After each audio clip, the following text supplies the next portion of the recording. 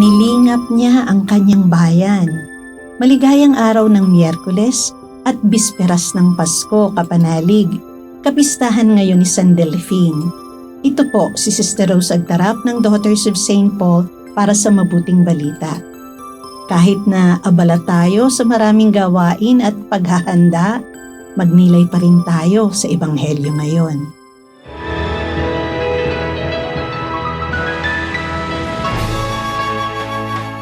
Napuspos ng Espiritu Santo ang ama niyang si Zacarias at nagpropesya ng ganito. Purihin ng Panginoon ang Diyos ng Israel dahil nilingap niya at tinubos ang kanyang bayan mula sa sambayanan ni David na kanyang lingkod. Ibinangon niya ang magliligtas sa atin ayon sa ipinangako niya noong una sa pamamagitan ng mga banal niyang propeta. Kaligtasan mula sa ating mga kaaway at sa kamay ng mga namumuhi sa atin.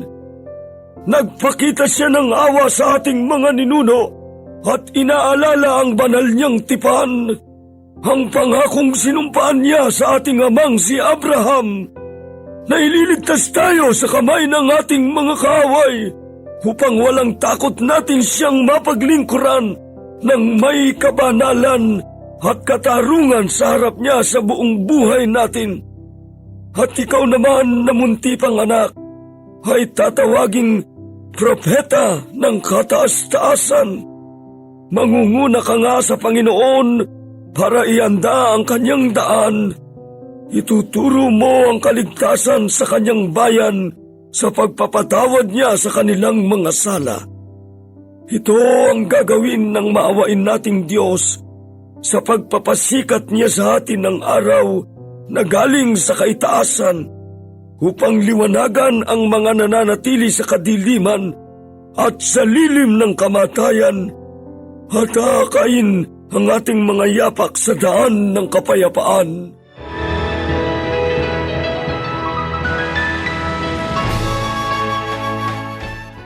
Anong hinihintay mo? Pasko? Magandang araw, Father Idris po ng Diocese ng Antipolo. Bakit ka pa naghihintay? Tapos na ang paghihintay. Sa pagbubukang liwayway, Pasko na. Napuyat tayo sa mga simbang gabi. Nainip tayo sa dami ng countdowns bago ang Christmas. Buti na lang, bukas, Pasko na. Hindi ba ang saya? Yan din ang karanasan ni Zechariah sa ating Ebanghelyo ngayon. Hindi siya nakapagsalita sa loob ng 9 months dahil sa di niya pagsampalataya. Buti na lang, tapos na ang paghihintay. Sinilang na si Juan Bautista na anak niya. Ang kanyang pagkapipi ay nagwakas. Sa kanyang katandaan, ang anak na matagal na hinintay ay ibinigay. At ito din ang salamin ng karanasan ng Israel. Sa loob ng 400 years, wala silang propeta.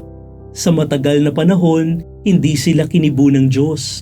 Galit ang Panginoon sa kanila. Pero sa pagsilang ni Juan na isang propeta, nangusap muli ang Diyos sa kanila. At ang mensahe ng Diyos, kapatawaran, katarungan, kapayapaan, katapatan. Sa pagsilang ni Juan, sumabay din ang pagsilang ni Jesus matapos ang 6 na buwan. Ang katumbas ng lahat ng pangako, si Jesus na Mesiyas isinilang.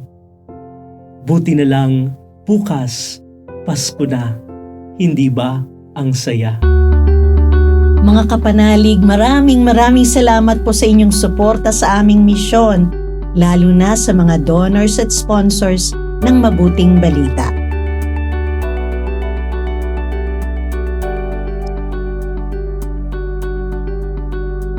Subscribe, like, share, and follow po lines sa aming social media accounts.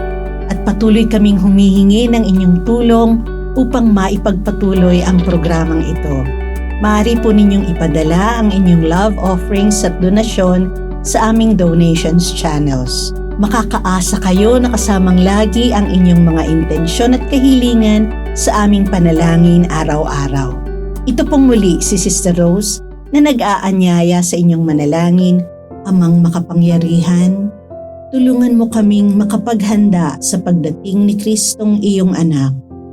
Naway maratnan niya kaming naghihintay na nananabik at masayang nagdarasal sa pamamagitan ni Hesukristo kasama ng Espiritu Santo magpasawalang hanggan. Amen.